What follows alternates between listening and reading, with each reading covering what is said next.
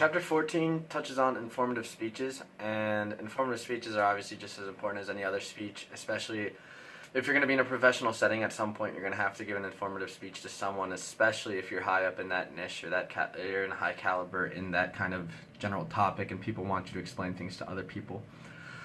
So the first step to creating an informative speech is getting to know your audience and your situation. So your audience is obviously important. You want to know what they already know, what they don't know, and what are you trying to get them to know. So let's say I'm a computer scientist and I'm going to a computer science convention and I'm going there to teach, and I decide to teach a really simple topic about computer science, maybe like if-then loops that everyone already knows. That's going to be really boring. No one wants to hear an informative speech about something they already know. So identifying what your audience knows and doesn't know is really important. And then the situation as well. For example, I know this is kind of a touchy subject right now, but the pro-anti-gun kind of debate that's going on in the world right now. If I'm going to a school, let's say, where the shooting happened, I probably shouldn't be giving an informative speech on whether or not there should be pro or anti-guns. You got to understand your situation, understand what the people want to hear as well. You got to be topical and you got to be respectful, I guess, for lack of a better word, of the situation to make sure that you're not deemed as maybe a derelict or someone who doesn't really care about the audience. First thing you want to do is the first thing you want to do after doing that is create an informative idea bank. This is really helpful because, especially when you're kind of giving an extemporaneous speech about something you already have a lot of information on, it's very easy for all the ideas you have to get kind of clouded up, and you think, oh, I could talk about this, and I can link it into that, and that kind of ties into this, so I can talk about this. And before you know it, you have so many ideas that your speech really isn't clear anymore, and it's kind of all jumbled and, like I said, very cloudy. So creating an informative idea bank, basically just the broad topics that you want to talk about, is really helpful. And then once you have that somewhat complete or complete to your hopes, then you want to select key points out of that and then narrow down the key points for your speech. So which key points do you want to bring out of that? What do you really want to hammer home to the audience? And take that out of it so you have a narrow, kind of more succinct way of explaining things for your informative speech. Then you have to decide what do you want to do? Do you want to describe, explain, or instruct? And then once you do that, you want to figure out what your audience is. So if you want to describe something to your audience, what do you want to describe to them? Maybe you want to explain, let's say, why Samsung is better than iPhone to your classmates. Or maybe you want to instruct your friend how to do something. That's basically the general idea of how to come up with the broad idea of what you're going to do with your speech.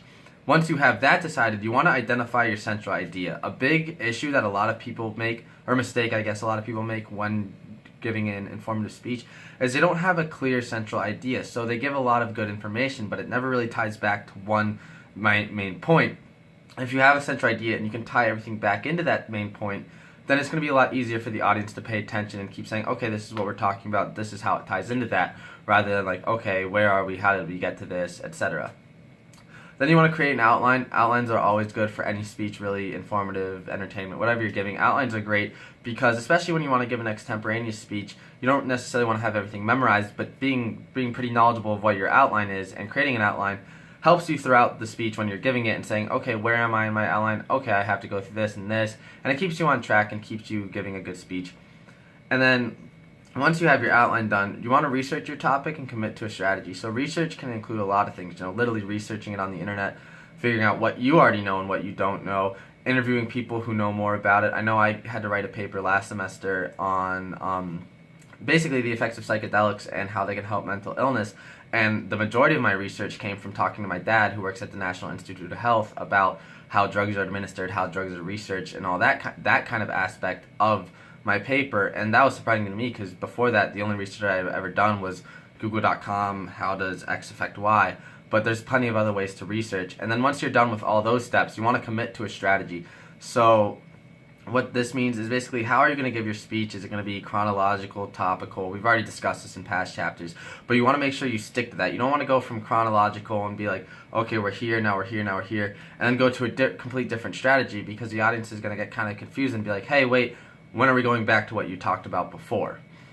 So that's basically the basics on how to give an informative speech. And the biggest thing that I took out of this chapter is just really make sure you have a central idea that's clearly defined to the audience, and make sure you tie your points back to that central idea just so that they can stay organized with you while you're giving that speech.